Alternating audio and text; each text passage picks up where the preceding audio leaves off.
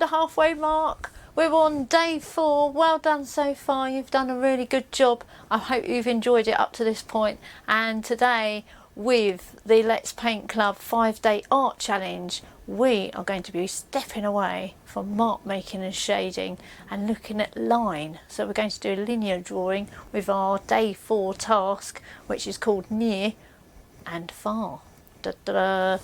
So what you'll need is a pencil and an eraser. Okay, so you'll need something to rub back or knock back some of your pencil work, and you'll also need obviously some paper to draw on and an object. So the object needs to be something fairly straightforward, nothing too complicated. Okay, if you're brand new to art, then a good object to probably grab would be like a box, rectangular cuboid box, or you could use a tin possibly. The other ideas might be a kitchen utensil such as a spatula or a spoon. Okay, you could make it a little bit more challenging with maybe a potato masher if you're a bit more experienced with drawing. Okay, or even a garden trowel, that would be good. So nothing too big. And let's go and check out what you're doing today. Right, so there we go. I've fairly lightly just made a quick sketch of this spatula from out of the kitchen drawer. Okay, so whatever implement you've chosen, you need to lay it out so it's vertically going away from you. It's flat, the longest edge is heading away from you, so you don't want it this direction, you want it this direction. Okay, so you've got a bit of foreground, middle ground and distance with it, with the background there. Okay, so what you're going to do is I want you to sketch it out really lightly first, and you can make adjustments and rub out and make corrections. Just do the best you can. This isn't about a perfect drawing, this is all about looking at line and how we can use line, thick lines, dark lines, heavy lines and strong lines to bring the foreground shooting forward, and how we can use thin and pale lines to push the background back so that we get a sense of depth just by using line. Okay, so we won't be doing any shading in this whatsoever, so make sure your lines, your outlines are nice and smooth. We don't want any shading in this whatsoever, but we want some smooth long lines rather than short stabby ones. We don't want it sketchy and rough. Okay, and then what you're going to do, you're going to draw back over it. If it's a bit heavy to start off with, then you can just dab it back with a rubber. This is a rubber from out of my son's pencil box. Just dab it back just to make it paler, and you'll get the background going back. Okay, as you come forward you can gradually make the lines stronger, so we get into the middle ground and they're becoming quite heavy.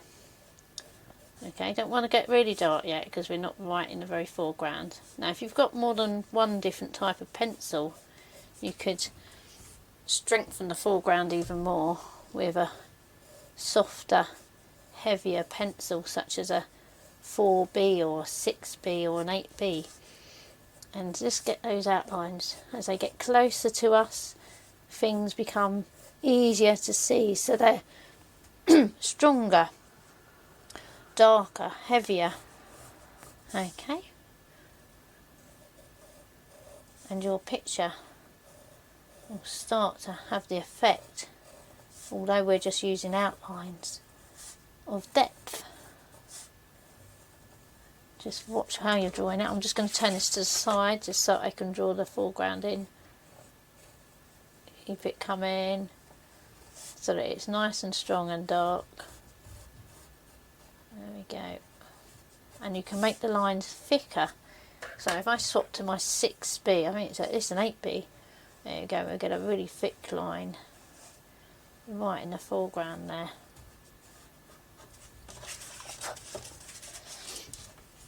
And you can see how that's starting to affect your drawing. There's some detail edges in here as well which I can put in, so these are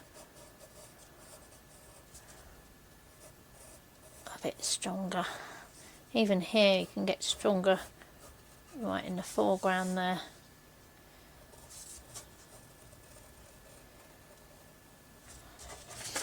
turn that around a little bit. So you can turn your paper if it makes it easier.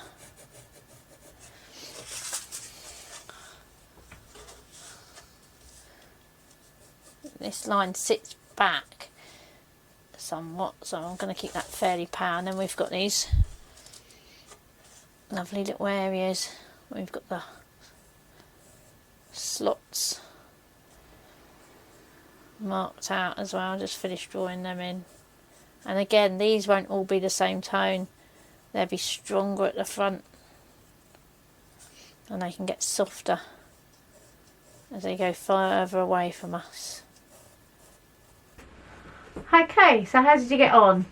Here's my little double there with the different outlines, so you can see where it's much paler up the top of the picture in the distance, in the background, middle ground slightly closer, foreground where it's really close. You can see those stronger lines bringing the picture forward. So hope you enjoyed that, and have a good practice. Don't worry about it too much, just enjoy what it feels like to be in your creative oasis, and I'll see you tomorrow. Enjoy, have a good day, bye.